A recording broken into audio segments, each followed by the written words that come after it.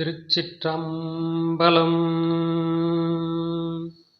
திருமந்திரம் பாடல் 202. திருத்தி வளர்த்ததோர் தேமாங்கனியை அறுத்தமென்று எண்ணி அறையில் புதைத்து பொருத்தம் இல்லாத புளிமாங்கொம்பேறி கருத்தறியாதவர் காலற்றவாறே.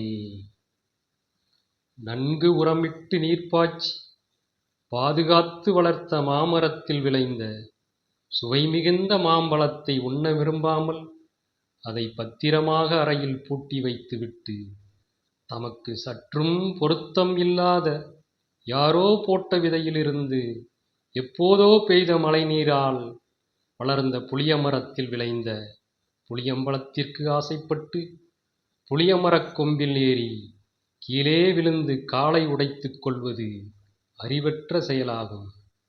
அதுபோல் நமக்கு பெற்றோர்கள் உறவினர்கள் பார்த்து திருமணம் செய்து வைத்த அழகிய மனைவி இருக்கும்போது அவளை அறைக்குள் பூட்டி வைத்துவிட்டு மற்றவர் மனைவியின் மேல் ஆசைப்பட்டு தீராத பாவத்தையும் துன்பத்தையும் பெறுவதோடு மட்டுமல்லாமல் தானும் கெட்டு பூட்டி வைத்த மாம்பழம் உண்ணாமல் இருந்து கெட்டு அழுகி விடுவதைப் போல மனைவியும் கெட்டு விடுவாள் என்று கூறுகின்றார் திருமூலர்.